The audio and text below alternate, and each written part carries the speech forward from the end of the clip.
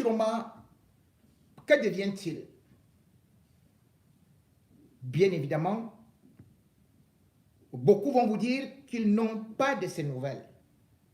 Parce qu'autour de lui, il a aussi essayé de faire le vide. Mais Issa Chiroma a-t-il abandonné le combat? Pas du tout. Mais seulement, il a essayé de se mettre à l'abri avec une stratégie où il a déjoué pratiquement le régime Biya. Le régime Biya a une spécialité: infiltrer tout le monde, les opposants. Et généralement, ce sont des gens qui sont vos bras droits, qui sont à côté de vous, qui sont vos confidents. C'est eux qui sont retournés pour vous espionner et surtout pour, pas seulement espionner, mais pour vous tuer. Le cas Issa Chiroma, c'est avec son entourage. Cet entourage où il a rapidement essayé d'enlever des racines parce qu'il connaissait déjà comment est-ce que fonctionnait ce régime. La première personne que Issa Chiroma a rapidement eu à couper comme des tentacules cancérigènes, c'était une certaine Soga. Voilà une femme qui était à côté de Issa Chiroma, qui parlait de changement, qui parlait de démocratie, qui montrait qu'elle est tellement adepte de la transparence des droits de l'homme, alors qu'elle était uniquement là pour plutôt l'empoisonner. Et c'est à dessein qu'il avait commencé de la même façon que autour de Maurice Kamto. On a vu certains individus qui sont venus s'agripper, qui ont commencé à dire que tout ce Kamto ou rien, Kamto ou rien. Les gens ont cru qu'ils aimaient tellement Kamto. Or, en réalité, ils voulaient démontrer au régime et au peuple que non, nous sommes les défenseurs de Kamto. Et ils se sont lancés dans des propos tribalistes, dans des agressions. Bref, c'était beaucoup plus pour disqualifier Maurice Kamto, qui immédiatement a porté avec ses partisans, ses sympathisants, le sobriquet des talibans.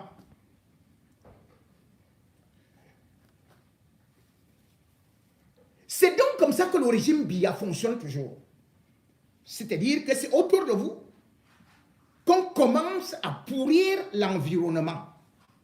Cela, ils avaient réussi avec Maurice Kamto, qui, bon an, mal an, a beau raconter qu'il ne connaissait pas certains extrémistes, qu'il ne voulait pas qu'on parle en son nom de tribalisme, mais ils ont persisté, ils ont insisté, parce que leur dessein, c'était de réduire le MRC et Maurice Kamto à un parti ethno-tribaliste.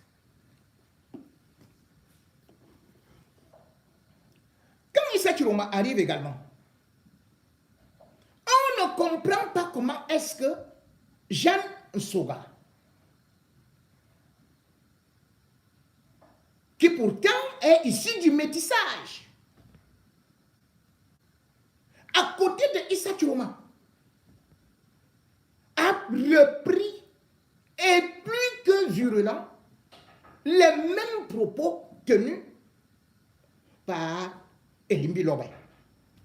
Les propos de la division, les propos contre les Bamileke, les propos contre ceci. En fait, elle avait un agenda caché. C'était isolé. Issa Chiroma, c'était labelliser Issa Chiroma comme étant aussi un parti anti-Bamileke.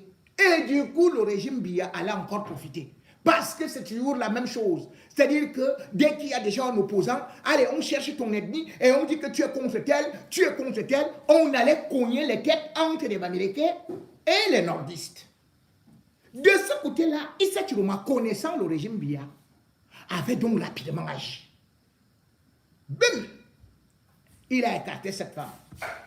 Bien évidemment, certains ont dit, mais non, il devait seulement lui donner l'avertissement, il devait l'appeler, il devait causer avec elle parce que cette femme-là a tellement voulu le changement, elle a tellement eu à se sacrifier, elle a tellement contribué à la démocratie, au pluralisme, elle est tellement une femme engagée et au-delà de ça, elle est...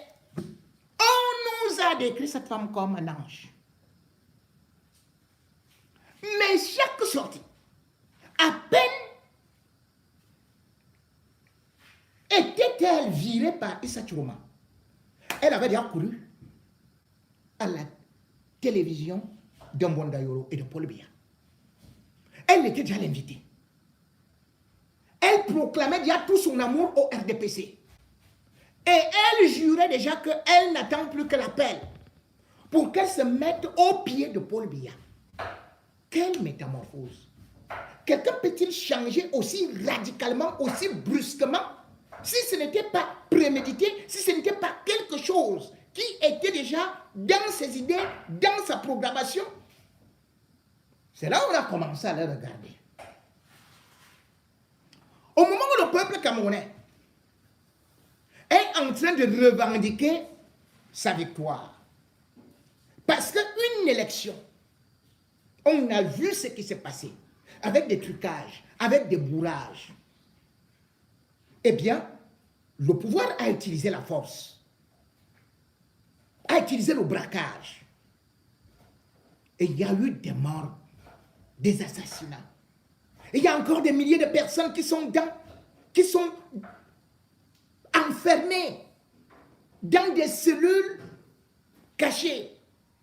Et il y a eu des gens qui ont été tués, des innocents. Et il y a eu des enfants. Et une maman de cette envergure, on se serait attendu que le cœur d'une mère, qu'elle fasse une sortie pour adresser des condoléances à toutes les familles éprouvées, qu'elle essaie de comprendre parce que c'est une femme et parce qu'elle a dit qu'elle était dans l'opposition.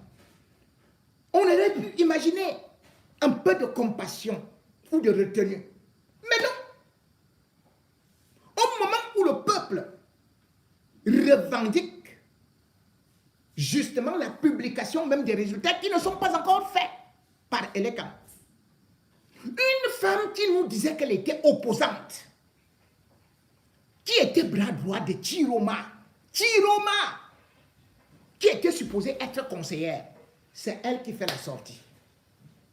Vroup. Papa, vous allez l'entendre, elle nous donne des leçons. C'est-à-dire que les réseaux sociaux ont été créés. Même Donald Trump est dans les réseaux sociaux. Sarkozy est dans les réseaux sociaux. Macron est dans les réseaux sociaux. Tous les chefs d'État sont dans des réseaux sociaux qui participent, bien évidemment, à la liberté d'expression qui est reconnue par la Déclaration universelle des droits de l'homme. Mais Madame Jeanne Soga, elle est venue nous sortir des choses que même Vladimir Poutine, puisqu'elle dit qu'elle est à moitié russe, même Vladimir Poutine n'a jamais dit de telles choses que il ne faut plus de la démocratie. Mais même Vladimir Poutine, il organise des élections. Il part, il revient. On a déjà vu Vladimir Poutine quitter le président à Premier ministre. Et puis quelqu'un d'autre est devenu président. Mais elle fait une sortie. Au moment où le peuple camerounais demande le changement, l'alternance, Paul Biya a déjà fait 43 ans au pouvoir. Et quand on regarde, voilà quelqu'un qui a fait plus de 60 ans au pouvoir, qui est arrivé à l'âge de 29 ans au palais de Tudi. Jeanne Soga fait sa sortie pour s'en prendre aux communicateurs, pour s'en prendre aux activistes, pour s'en prendre aux journalistes. Et pour finir, elle couronne Paul Biya comme un roi. Même les pires, même les plus grands fanatiques du RDPC n'ont jamais dit qu'il faut interdire la démocratie. Jean Souga est sorti. Non seulement pour montrer que nous, ce que nous faisons, c'est uniquement pour raconter des mensonges. Et elle-même, elle utilise les réseaux sociaux. Hein. Elle fait ça sur les réseaux sociaux. Et elle condamne les réseaux sociaux. Étant sur les réseaux sociaux, toutes ces déclarations, c'est sur les réseaux sociaux. Contre les Bamileke, c'est sur les réseaux sociaux. Contre tous les peuples, c'est sur des réseaux sociaux. Mais il revient maintenant qualifier les autres comme des calomniateurs, des menteurs. Alors que c'est elle qui a passé son temps à accuser des peuples, à accuser des Bamileke, à accuser telle partie, telle ceci et cela. Jean Souga nous a donc montré jusqu'où, dans l'opposition finalement, il ne faut presque pas faire confiance à ceux qui sont dans votre entourage. Parce que ce sont des gens qui parfois, manquant de moralité, et souvent affamés ou même complètement avec l'âme d'infiltrer, peuvent même vous tuer. Et Chiroma a eu la chance de se débarrasser de cette femme. Écoutez avec quel dédain elle qualifie ceux qui se battent depuis des temps lointains pour la libération du Cameroun. Pas seulement la libération du Cameroun, mais la libération des peuples. Écoutez ce que cette femme raconte pour nous dire que, en réalité, la démocratie ne sert à rien. Donc laissons Paul Biya au pouvoir pendant 200 ans et après lui ce sera son enfant, après son enfant ce sera encore l'enfant de son enfant, après l'enfant de son enfant ce sera le petit enfant de son enfant. Bref, écoutez Jean Souga. Oui, bonjour, j'espère que vous allez bien. Moi ça va, une journée un peu chargée. Dites-moi, qui vous a dit que la démocratie était une obligation pour arriver à l'émergence? Qui vous a dit ça, franchement? Parce que moi, je ne suis pas d'accord. Je pense que l'Afrique n'est pas disposée à accepter la démocratie telle qu'elle est définie par les politiques occidentaux comme un levier de développement. Nous, on a tendance à considérer que la démocratie, c'est le libertinage, ce sont des insultes, c'est le manque de respect, le manque de normes, de respect aux normes. Voilà, c'est cela que nous considérons comme étant une démocratie, on va dire. Si nous pouvons insulter le président de la République, sa famille, ses enfants, les responsables, les autorités de ce pays, eh bien, nous sommes considérés comme dans un état de démocratie. Si nous pouvons le faire, enfin, insulter, sans aller en prison, sans être sanctionné. Mais vous croyez où finalement? Et qui vous a dit que ce type de démocratie-là, tel que vous la concevez, c'est ce qui est bien pour permettre à un pays de se développer? Qui a dit ça? Qui a dit que le fait de se placer sur les réseaux sociaux pour raconter des inepties, pour critiquer, comment dire ça, avec des faits qu'on relate mais dont on n'a aucune preuve et pour lesquels on ne produit aucune preuve? Qui a dit que ce sont des éléments qui permettent à un pays de se développer? La seule chose que cela provoque, c'est que vous insinuez des âneries qui comment ça s'imprègne dans le subconscient des Camerounais, qui finissent par le croire, surtout quand ils ne sont pas suffisamment concentrés. Mais ça ne résout aucun problème. Depuis que vous avez commencé, depuis 2011, à raconter des bêtises, à raconter des mensonges, à accuser les gens, surtout et rien, surtout sur les choses que vous ne comprenez pas, vous pensez qu'on a avancé de combien? Vous pensez que ça fait bouger quoi concrètement? Bon, je ne suis pas démocrate, je vous l'ai dit. Hein. Moi, je suis contre la démocratie telle qu'elle est pensée par les Camerounais que vous êtes. et telle qu'elle est pensée par les Occidentaux. Je ne suis pas d'accord.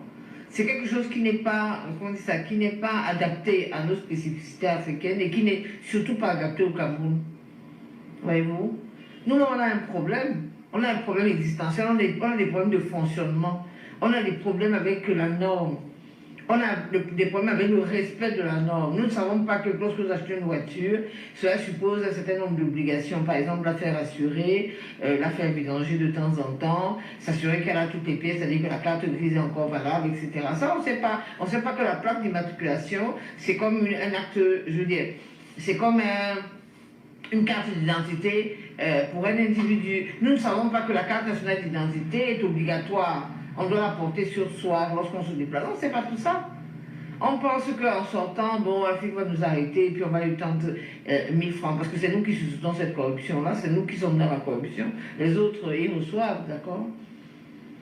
Et en même temps, nous voulons le changement dans le désordre, nous voulons nous enfermer dans nos chambres, dans les sous-quartiers, enfin, dans les maisons vétustes que nous louons dans les sous-quartiers, pour y fabriquer du yaourt frélaté, ou bien des boissons imitées, que nous versons, mettons, dans des bouteilles que nous récupérons dans les poubelles de boîte de nuit, voyez-vous, que nous prenons même pas la peine d'ailleurs de laver, parce que lorsque vous prenez ces liquides-là et que vous les faites examiner, il y a toutes sortes de bactéries à l'intérieur.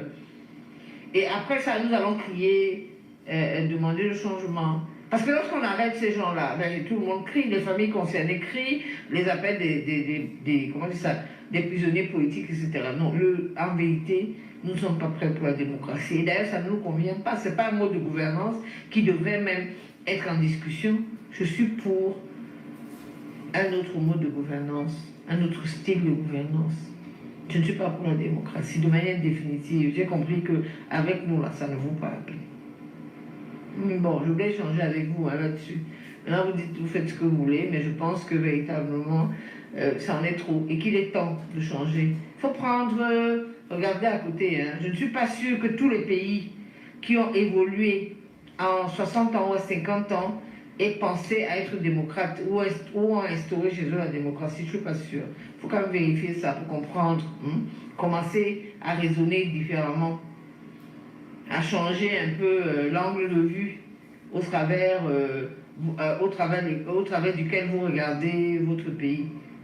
Et puis arrêtez de penser que quand vous insultez votre père, par exemple à la maison, ou votre mère, vous remettez en cause la paternité de vos frères ou la paternité de votre père, ça vous grandit. Arrêtez de penser que ça ne vous grandit pas du tout, au contraire, ça vous rabaisse aux yeux des Africains. Les Africains commencent à considérer que les Camerounais sont une sorte de mutants, des mutants à la fois bipolaires, psychopathes et, on va dire, sociopathes.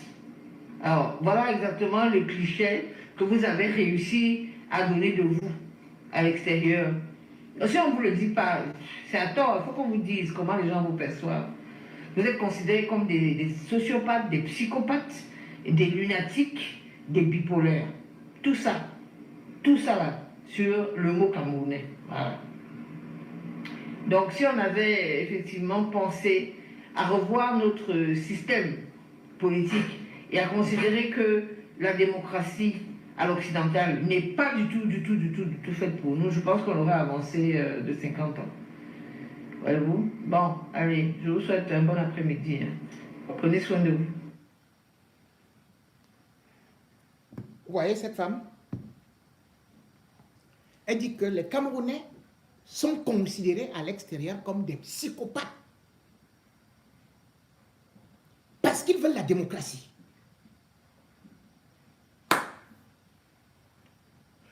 Donc, Paul Biya lui-même dit que c'est lui qui a apporté la démocratie au Cameroun. Jeanne Soga se lève. Elle nous dit que la démocratie ne sert à rien. Donc, pour elle, Paul Biya doit rester là. On ne doit rien revendiquer. Dès qu'on revendique, on est psychopathe. Tiens. Les Français, les Américains, les Italiens, les Allemands, les Anglais et tous les pays développés n'ont-ils pas eu à manifester leur mécontentement? N'ont-ils pas choisi leurs représentants? Donc, pour elles, en Afrique, la démocratie au Nigeria ne sert à rien. C'est les pays de dictature qui sont mieux. Donc nous prenons seulement en Afrique. Hein. L'Afrique du Sud, là il y a la démocratie, ça ne sert à rien. Les États-Unis, première puissance économique du monde, il n'y a rien. Maintenant, les dictateurs qui tuent, ce n'est pas des psychopathes. Ce sont les gens, les victimes qui sont des psychopathes. C'est-à-dire que un régime se lève, massacre ses populations, comme les Camerounais en ont subi en 57, en 58, en 2008, en 92, en 2018, en 2025. Elle dit que ce sont ces manifestants-là, c'est-à-dire que ce sont les innocents qui sont considérés comme des psychopathes. Jeanne Souga, elle se prend pour qui?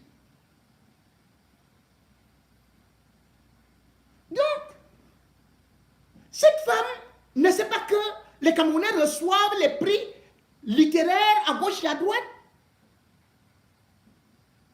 Elle ne sait pas qu'il y a 7000 médecins Camerounais qui exercent dans les pays de l'OCDE, c'est des psychopathes. Elle ne sait pas que les Camerounais sont respectés, ne serait-ce qu'au niveau même des États-Unis, et même ici en France, c'est des psychopathes. Elle ne sait pas que le premier préfet noir de la France, c'est un Camerounais. Elle ne sait pas que Yannick Noir a été la personnalité la plus aimée de la France. C'est un psychopathe. Les Alain Foucault, c'est des psychopathes. Et Paul Biya n'est pas psychopathe. C'est-à-dire qu'à Tangandji, comme il ne veut pas la démocratie, les Ngongo qui tuent, les autres, c'est eux qu'elle félicite. Les autres sont des psychopathes. Un voleur est applaudi par Jeanne Souga.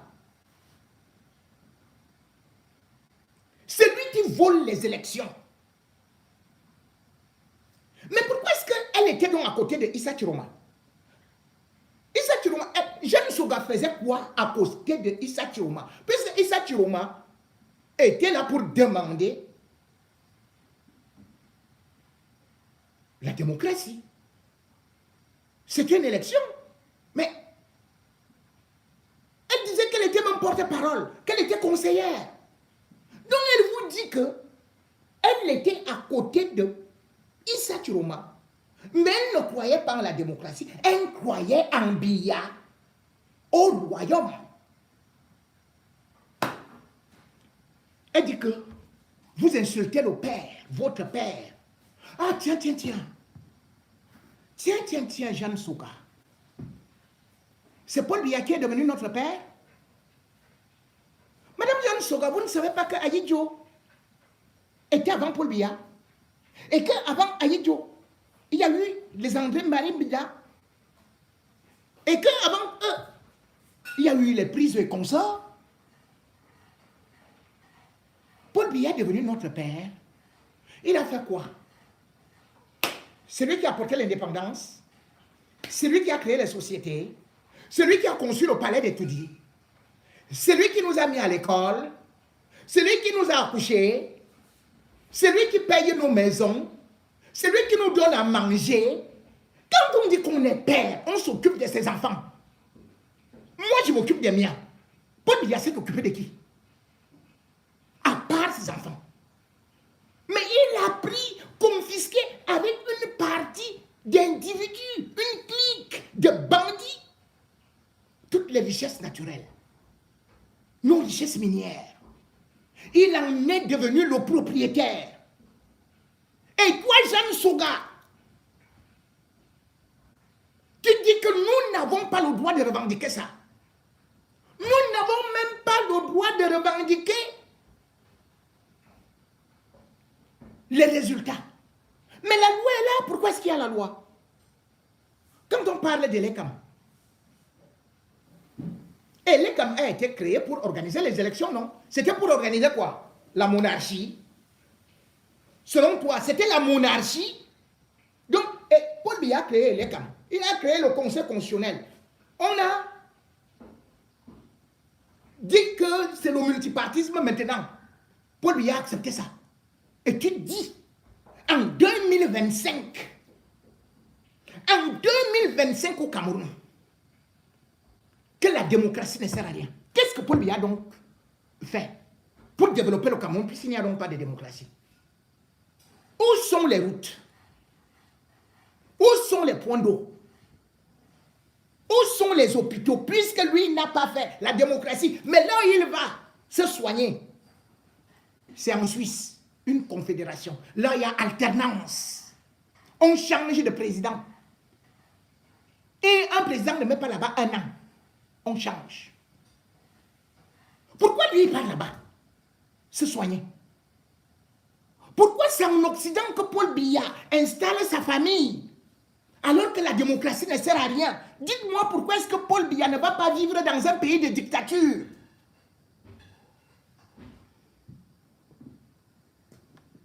Pourquoi il choisit avec sa famille, y compris Brenda, s'installer en Europe?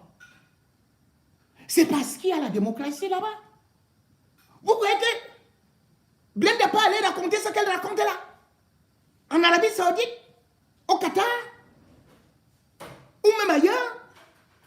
Là, il n'y a pas de démocratie. Mais c'est la prison directe. On risque même de... Je ne veux pas parler de ça. Mais vous connaissez les lois qu'il y a. Une honte. Cela ne va pas faire que le peuple camerounais oublie ses gloires.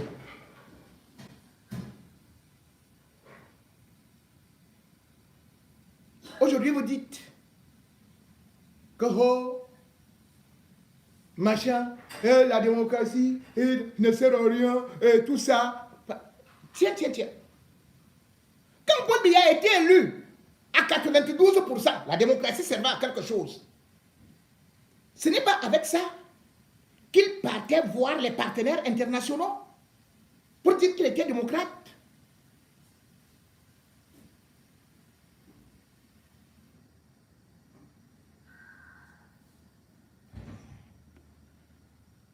Le peuple camerounais ne l'oubliera jamais.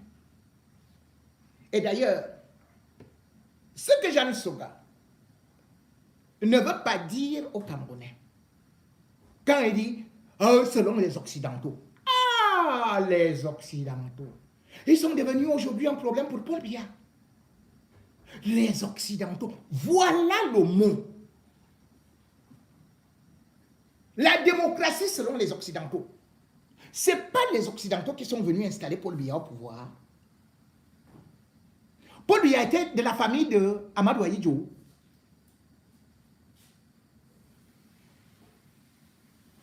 Ce n'est pas ces Occidentaux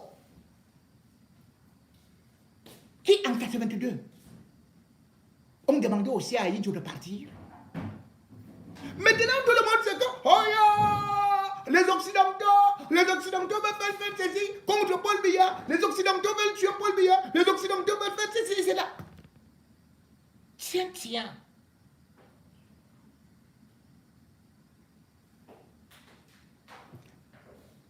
On a même vu Emmanuel Sadi écrire.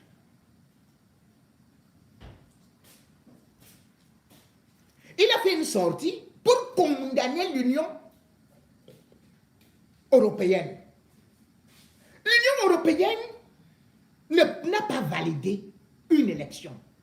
Parce que l'élection était frauduleuse et tout le monde a vu le trucage. La France ne pouvait plus valider l'élection. Parce que tout le monde voyait à travers des réseaux sociaux que Nsoga condamne aujourd'hui. Parce que si c'était elle, elle aurait souhaité qu'on coupe les réseaux sociaux. C'est là où Paul Biya est tombé dans son propre jeu. Donc le monde entier a vu. Et vous demandez donc à cette Union européenne de valider cette élection. Et comme l'Union européenne n'a pas validé, vous dites que oh, la démocratie ne sert à rien, oh, les Occidentaux sont contre Paul Biya, et tout et tout. Tiens, tiens, ils sont contre Paul Biya. Mais qui a donné autant de crédit à Paul Biya? Qui a donné, vous qui parlez maintenant de la France, l'aide que Paul Biya partait revendiquer?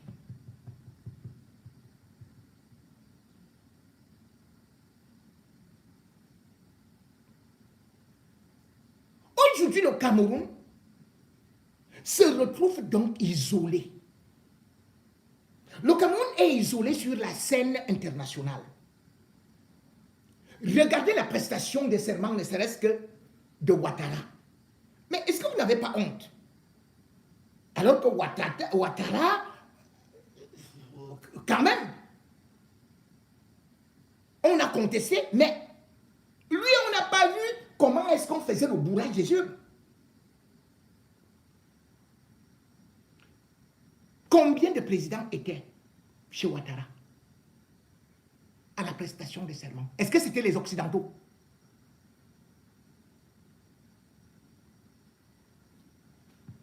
C'était les présidents africains.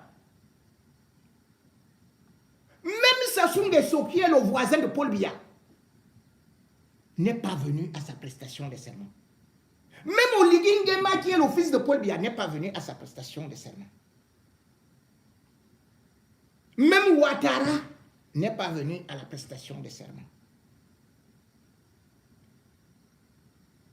Même Diomaye Faye, qui est arrivé hier là, n'est pas venu à la prestation de serment. Même les anciens chefs d'État africains ne sont pas venus à la prestation de serment. Mais eux, ce que je cite là, ils étaient chez Ouattara.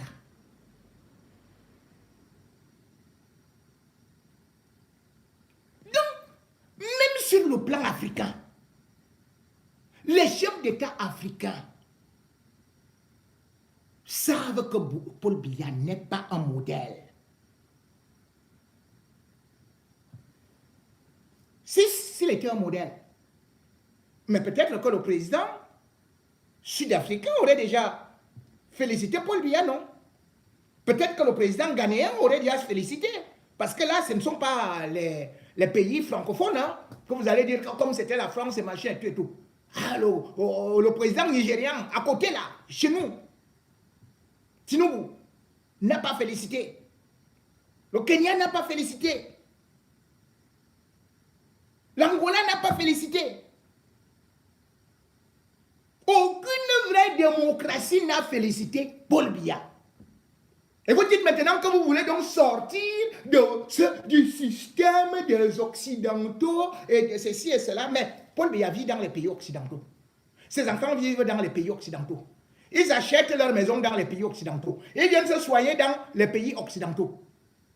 Et ils ont signé les accords avec les pays occidentaux. Ils prennent les crédits, Paul Biya prend des crédits dans des banques occidentales. Dans le budget de l'État du Cameroun, budget 2026, Jeanne Soga, vous qui voulez nous dire là, que oh, les Occidentaux et tout. Il y a combien d'argent qui émane des crédits pour ce budget-là?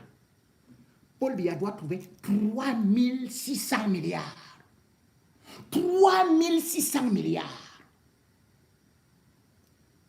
Il va trouver ça où? En Balmayo? Ou bien c'est toi qui vas lui donner ça? Ou bien tu vas peut-être l'amener en Ukraine? Ou chez Poutine? Pour avoir cet argent-là, pour le budget-là. Il va partir où?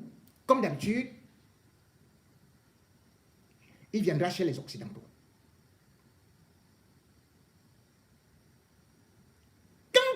parle de l'Union européenne, les gens croient que c'est une blague. La Chine est un grand partenaire du Cameroun, mais quand on essaie de regarder en Afrique, le premier partenaire de l'Afrique, c'est d'abord l'Union européenne. Et en 2026, Paul Biya doit rembourser les dettes, l'équivalent de 576 milliards.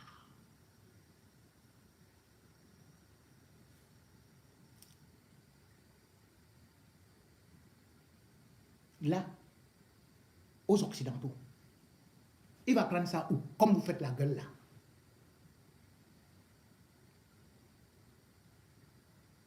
Regardez comment notre pays est isolé.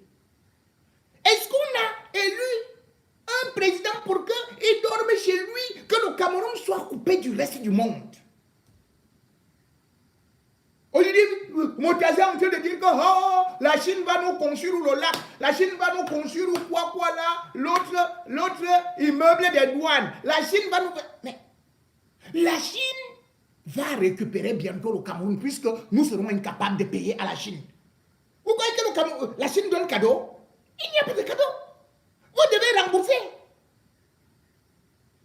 Vous devez rembourser. Et il y a des accords, c'est-à-dire que lorsque les pays occidentaux ont signé avec l'Afrique, c'est-à-dire que l'Union européenne, vous avez vu que le Cameroun n'a même pas été au dernier sommet de l'Union européenne, Union africaine. Ce sommet-là, c'était le 25 novembre 2025. Tous les chefs d'État étaient là. Parce qu'on parle de partenariat. Paul Biya n'était pas là. Pourquoi? Parce qu'il a honte. Non seulement il ne marche pas, mais même s'il partait là-bas, il sait qu'on n'allait pas l'écouter. Parce qu'il y a des créneaux et surtout lorsque vous signez les accords. Ces accords parlent d'abord de la démocratie, la sécurité et la paix. Le Cameroun ne répond à aucun critère.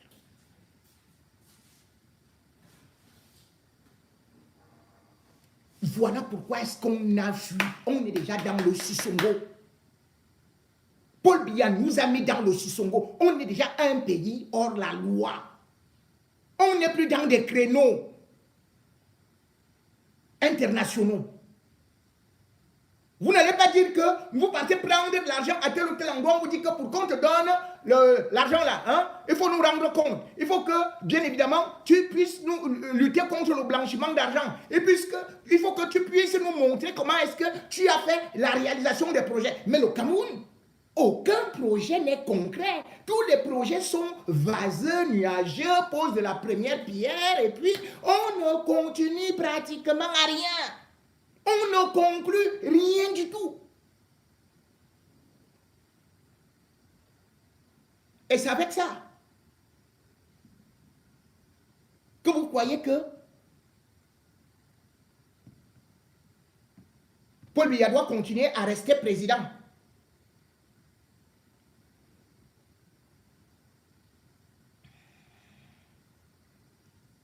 C'est bien d'imaginer un certain nombre de choses. Mais aujourd'hui, quand on essaie de regarder ce qui s'est passé,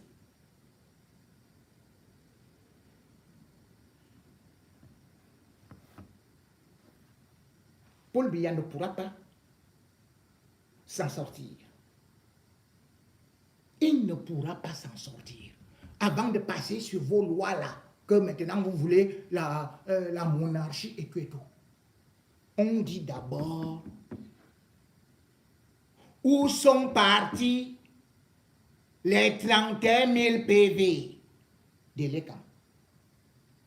Voilà la question qu'on doit se poser. Laissons d'abord les Occidentaux. Ce n'est pas les Occidentaux qui ont volé les 31 000 PV. Ce n'est pas les Occidentaux qui étaient avec les CAM. Ce n'est pas les Occidentaux qui ont installé à Tangna, Clément. Ce n'est pas les Occidentaux qui ont installé à Tangandji.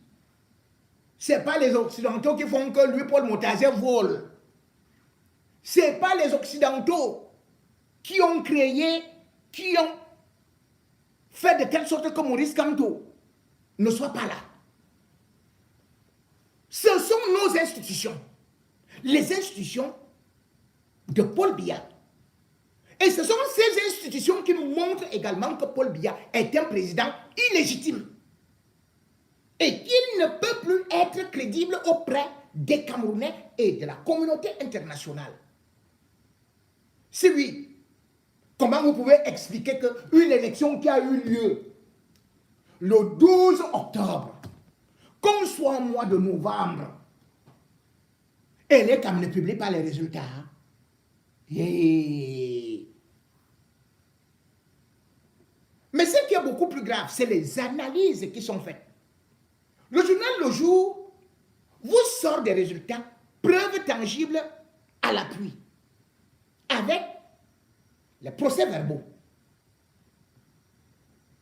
C'est le Conseil national de la communication qui convoque plutôt le journal Le Jour. Le Conseil national de la communication était dans l'organisation de l'élection présidentielle. C'était l'organisme de régulation des élections. C'est eux le Conseil constitutionnel. C'est eux qui sauront que voici le procès verbal qui est vrai ou celui qui est faux. Pourquoi les Camerounais ne publient pas les procès verbaux? Tout simplement parce qu'ils ont été pris la main dans le sac. Faux et usage de faux. Voici un autre article qui vient encore conforter tout ce que tout le monde disait depuis fort longtemps. Et c'est Daniel Issima qui écrit encore ça. Ce n'est plus le journal Le Jour. Parce que tout un chacun a pu constater, après qu'on ait arrêté des gens avec des faux procès-verbaux et d'autres qui faisaient les bourrades des urnes, on a constaté beaucoup plus tard qu'on avait gonflé les chiffres. Un peu partout.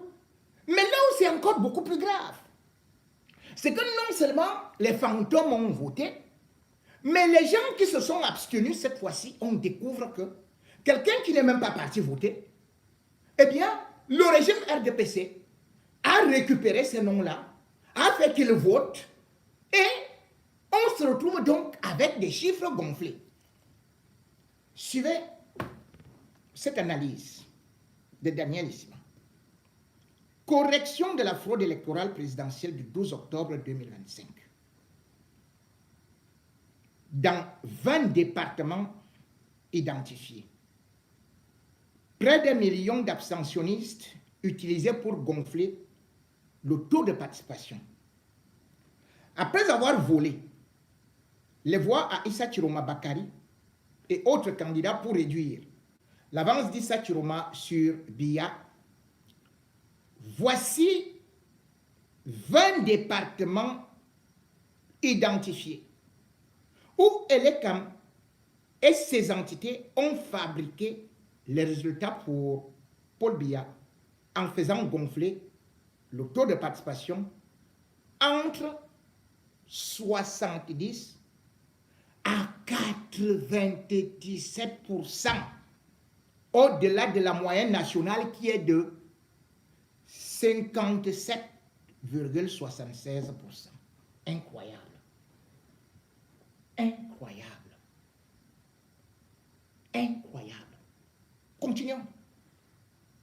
8 départements de la région du centre, qui sont la Haute-Sanaga, la Leki, Lombam et Inubu. Lombam et Kim, Mofou Afamba, Nyon et Kili, Nyon et Foumou, Nyon et So. Un département de la région du nord-ouest, Mézam. 3 départements de la région de l'ouest, Haut-Plateau, Kunki, Ndé. 4 départements de la région du sud, Dialogue, Mvila, Océan vallée du Nkem, 2 départements du sud-ouest, Manu, Ndian, 2 départements de la région de l'Est, Rognon, KDI. Allons maintenant dans les vraies choses. Nombre de voix à corriger dans les 20 départements identifiés. Total, 1 402 139 voix. 8 départements du centre, 608 110 voix. 2 départements de l'Est, 147 375 voix. Un département du Nord-Ouest, 169 221 voix. 3 départements de l'Ouest, 119 785 voix. 4 départements du Sud, 286 647 voix. 2 départements du Sud-Ouest, 71 000 voix. Je vous rappelle que tout ceci est étayé avec les procès-verbaux. Donc, je ne vais pas perdre le temps de vous les présenter parce qu'il n'y aura pas de temps pour regarder, calculer 1, 2, 3, 4, 5. On vous donne juste ce qui a été calculé. Et que c'est pour ça qu'il est comme ne publie pas. Dans le département du Nyon, Ekele, initialement, Paul Biya a obtenu 16 058 voix. Mais la Commission nationale de centralisation des votes a ajouté frauduleusement 22 501 voix en faveur de Paul Biya, ce qui fait une augmentation de 140,124%. Mamma mia!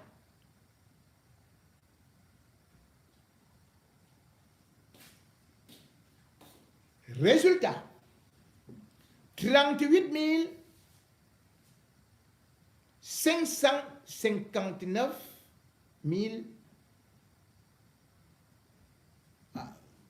112 voix.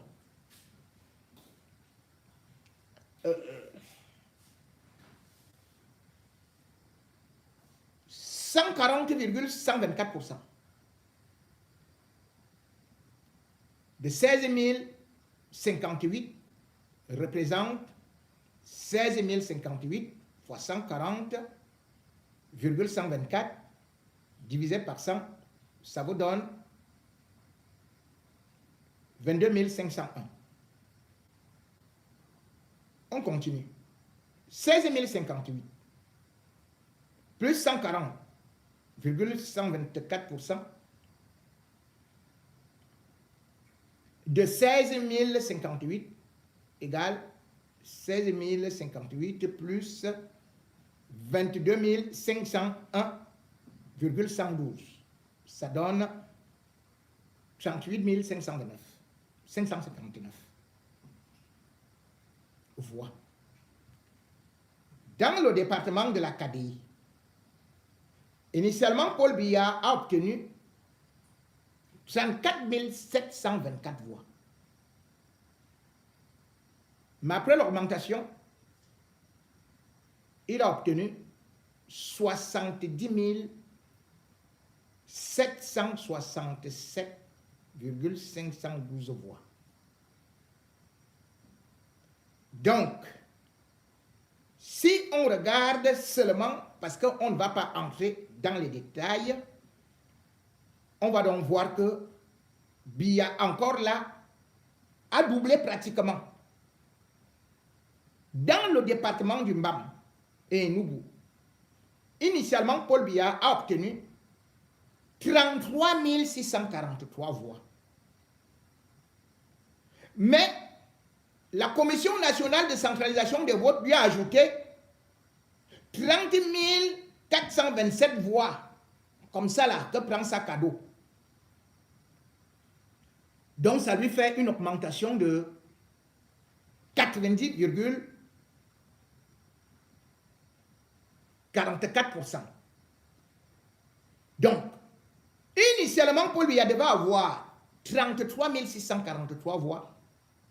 Après l'augmentation, Paul Biya se retrouve avec 64 070 voix. le cadeau dépasse même le chiffre que tu as eu.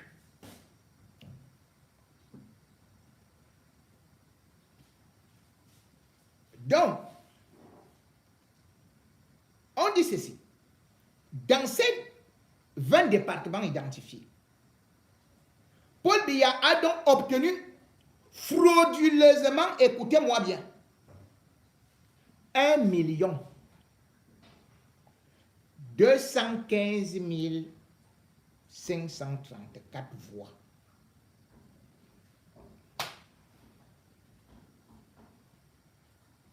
C'est-à-dire que les gens là n'ont pas voté Paul Biya. On a offert à Paul Biya cadeau.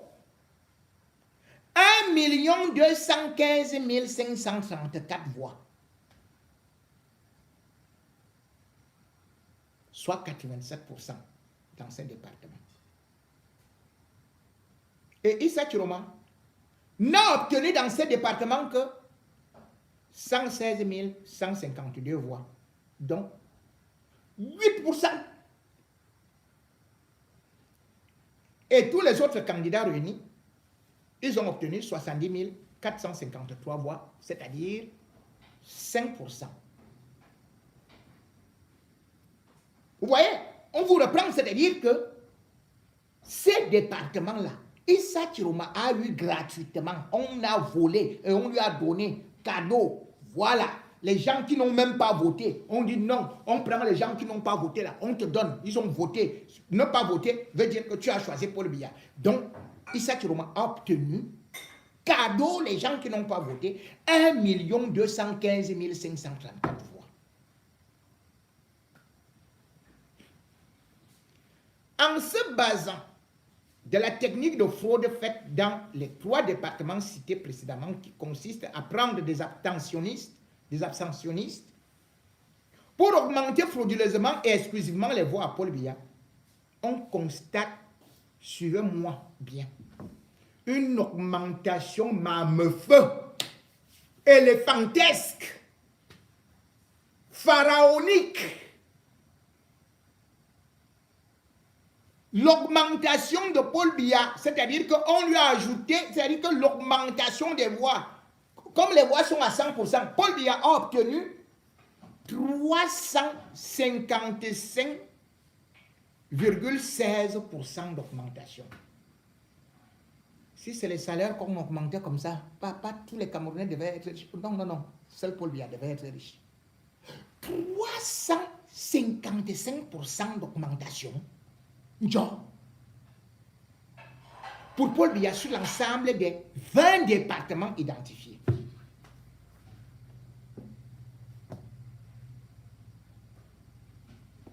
D'après ces données, pour les 20 départements identifiés, Paul Biya a plutôt obtenu 267 000 voix.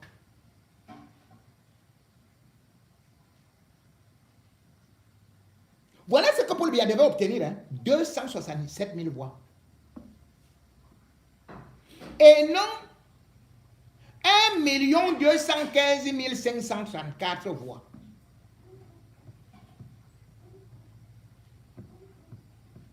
Voilà. On n'ajoute rien à Issa Chiroma. On dit, on conserve les voix attribuées à Issa Chiroma Bakari. C'est-à-dire 116 152 voix. Et les autres candidats, 70 453 voix. C'est-à-dire que Issa Chiroma là-bas, on lui dit que bon, tu as 25% et que les autres candidats ont 15%. Ce qui fait un total de 453 661 voix. Donc, Paul Biya, plus Issa Chiroma et tout le reste, si on ne gonflait pas, c'était 453 661 voix. Vous comprenez? C'est-à-dire que ça n'atteignait pas 500 000 voix. Parce qu'il y avait les abstentionnistes. Il y avait des gens qui ont dit que nous, on ne part pas voler. Parce que bon, beaucoup étaient pro-Cam, qui disaient non, l'élection est faussée et tout. D'autres même parce que les régions, voilà, sont enclavées, ils ne comprenaient pas grand-chose. Donc, on n'est partir de 453 661 voix à 1 402 139 voix. 1 402 139 voix.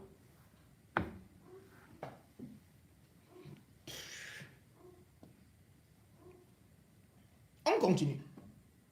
Malgré toute cette fraude, voici les résultats des 38 départements au taux de participation inférieur à 70%, additionnés aux 20 départements au taux de participation élevé entre 70 à 97%, ce qui fait 58 départements. Ils disent que prenons donc comme ça, que Paul Biya a triché. On laisse, avec les cadavres, les gens qui n'ont pas voté, et tout, on laisse, on dit, prenons quand même comme ça. On va obtenir néanmoins Issa Chiroma Bakari, 1 522 000 voix, 1 522 234 voix, plus 116 152 voix, ça lui fait 1 638 386 voix. Donc là-bas, on constate que il a 44,735%. Donc, il a à peu près 45%. C'est-à-dire que malgré le trucage, malgré le fait qu'on a gonflé les chiffres de Paul Biya, maintenant on revient donc, on dit que Paul Biya, on t'a gonflé et tout, mais on prend quand même les chiffres.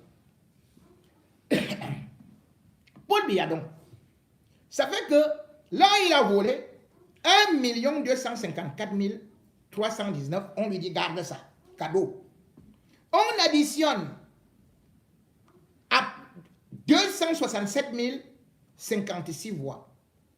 Paul Biya obtient en tout et pour tout, après avoir volé, 1 521 375 voix, soit 41,54%.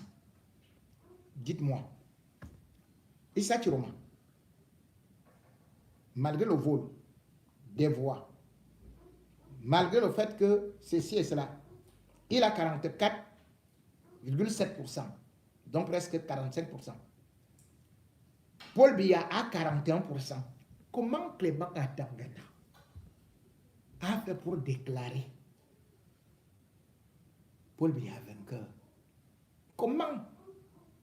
Ils ont fait comment? Ils ont fait quelle qualité de calcul? C'est pour ça que jusqu'à présent, là, après 2 mois, on ne comprend pas. C'est-à-dire qu'elle est comme lui-même ne sait pas comment recalculer ça. Personne. Ils ne veulent pas sortir ça. C'est-à-dire qu'on vous dit que vous étiez à un examen. Quelqu'un vous dit que voilà le premier. Le premier dit, ok, d'accord. On applaudit, on fait la fête. On dit voilà le deuxième. Le deuxième dit, ok, moi j'ai totalisé mon note. Voici ce que moi j'ai obtenu. Après vous dites, tu mens, tu n'as pas obtenu ça. Le deuxième dit que, monsieur, sors donc alors les notes, non.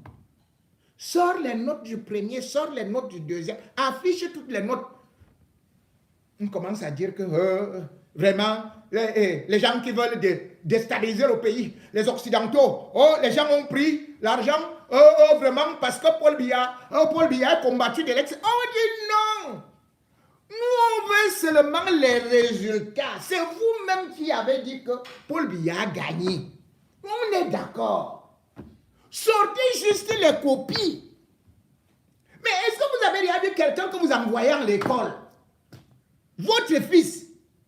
Il vient seulement vous dire que papa, je suis premier. Tu dis, ah bon, hein? Il dit, oui, papa, je suis premier. Mais, où est le bulletin, hein, papa, vraiment? Le maître a dit que vraiment, mon bulletin là.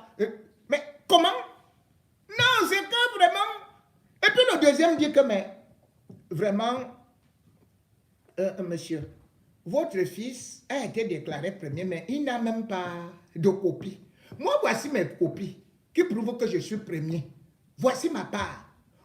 Le père appelle alors le maître et le directeur d'école.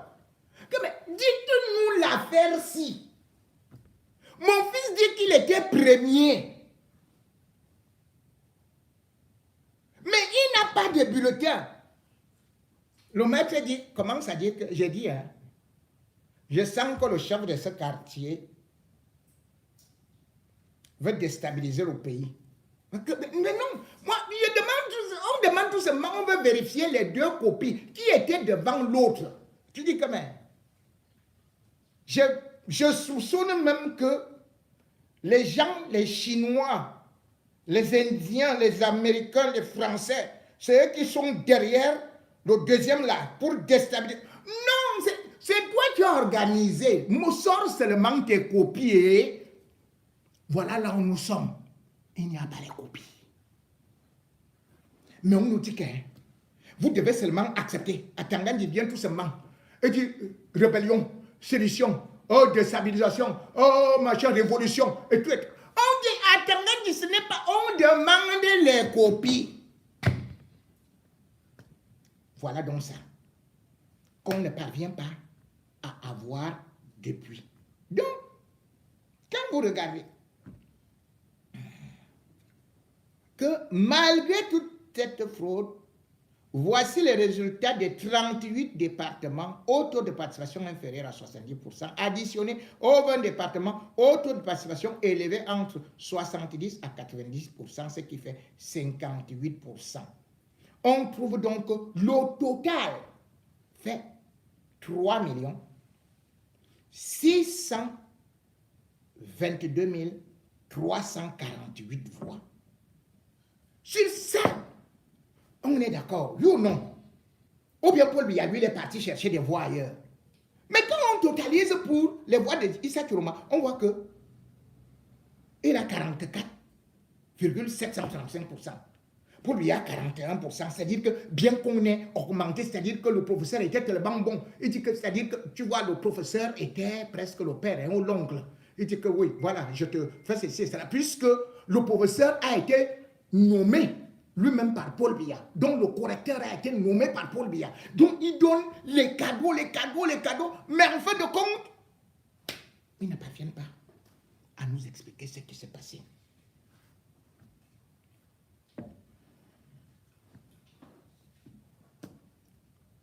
Ça ne sert à rien de vouloir manipuler le peuple.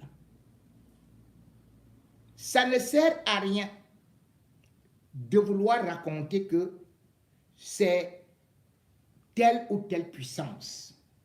Quand Paul Biya gagnait ces élections, c'est parce qu'il n'y avait pas de contrôle. Il y avait l'obscurité. Il n'y avait pas les réseaux sociaux. Comment pouvez-vous dire que Paul Biya n'a pas été déstabilisé pendant 43 ans? Que Paul Biya lui-même a déclaré qu'il est le meilleur élève de la France.